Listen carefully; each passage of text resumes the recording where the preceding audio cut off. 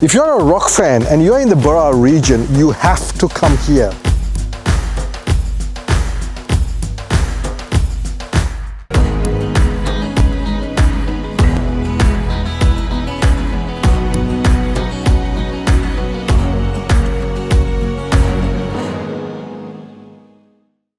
Okay, so the lady at the information center was quite helpful and she gives you a whole pack. So you get a key to access into the various historical sites. She marks it on the map as well, all the places of interest to see, mostly mining sites, historical mining sites. So you got to have that key to get into these places. This key that we got from the visitor center opens all these gates to most of these sites. There you go. So a lot of the miners were provided with company housing. That was back in 1846. But then there was those who didn't want to stay in company housing. They wanted to have their own homes, own them, and that's how towns like, or villages like Hampton came up in 1846.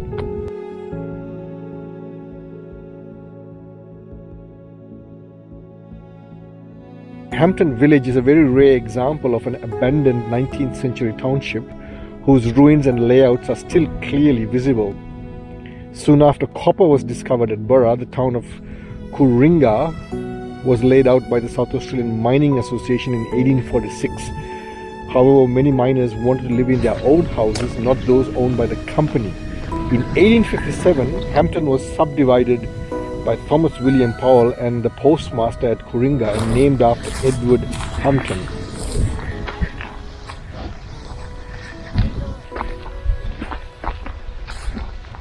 Burra mine closed in 1877, and my thinking is that was the time they discovered gold in Victoria.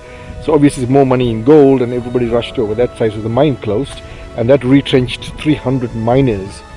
By 1885, no one in the township earned a living from mining. The majority of the landowners described themselves as either tradesmen or widows.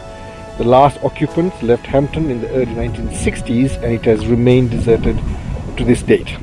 That's the only thing that's standing in that house. Look at that. Fireplace still standing. That's about the only thing standing in this particular house. Back in the 1850s, there were so many miners that came into Burra. So there's a housing shortage, and because of the housing shortage, up to as much as 1,800 miners stayed in these dugouts. This is along the Burra Creek. Now, over the years, due to flooding and so on, a lot of these dugouts have actually got closed up, but there's a few.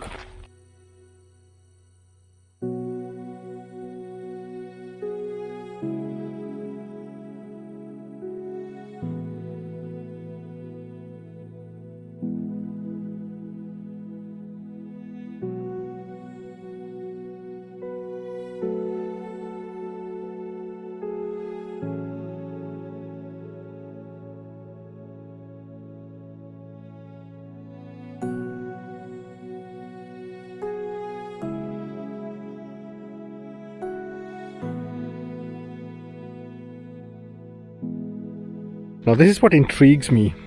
Now I'm a new immigrant to this country, and humans have always migrated. They move around, that's how we are. And we always go looking for better life. In this day and age, when we migrated, even though with all the conveniences of modern day age that we have, it was still tough going. It was not easy.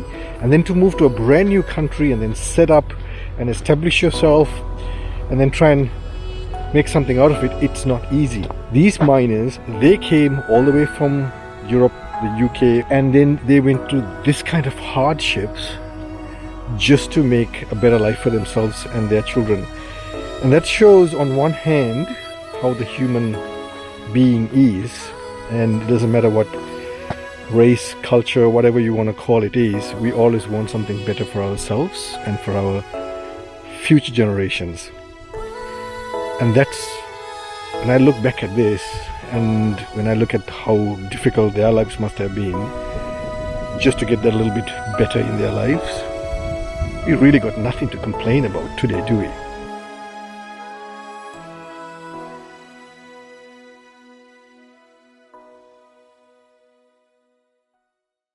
There's so many of these historical sites, cottages, dwellings and so on scattered all over the town.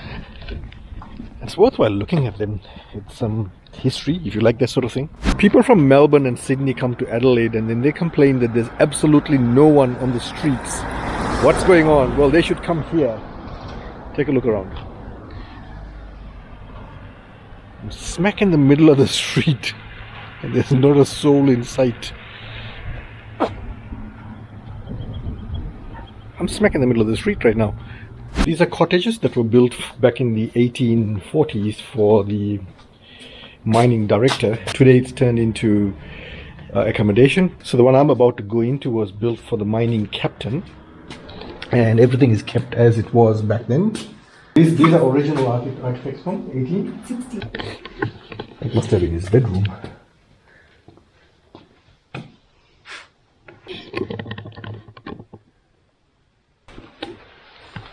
This will be the kitchen.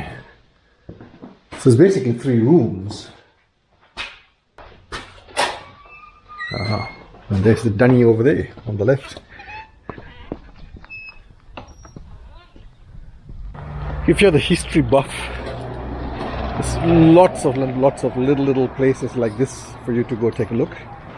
Sometimes I feel one day might not be enough.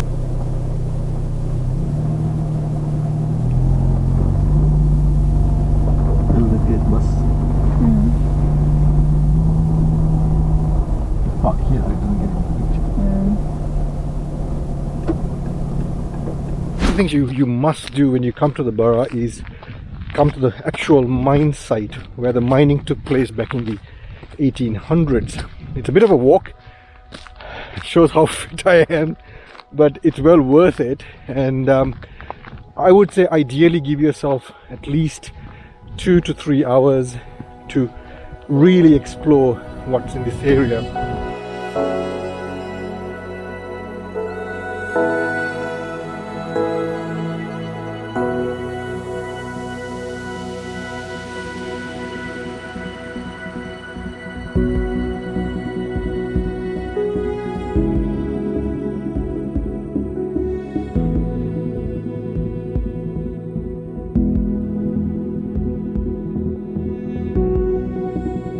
So to put it in perspective, so this was the engineering house.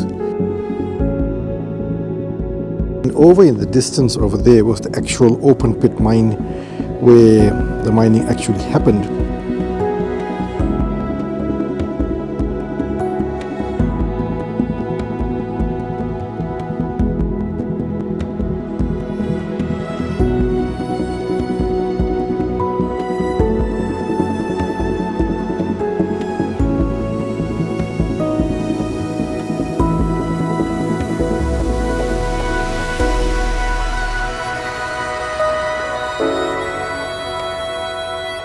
So this was actually built in 1847. It kept all the gunpowder needed to blast the Burra mine and to reduce the risk of spark-induced explosions. The entire interior walls were lined with sheepskin. Now, if you're a rock fan and you're in the Burra region, you have to come here, and I'll tell you why.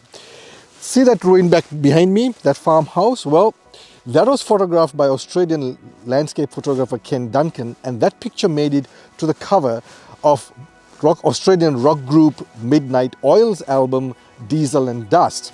Diesel and Dust was released in 1987, and ever since then this has become the most photographed, the most visited location in the Burra region. Now, just to give you a bit of an idea of what the Diesel and Dust album was about, well, it was about the struggles of the indigenous people of Australia, as well as environmental issues which are very close to the band's members' hearts.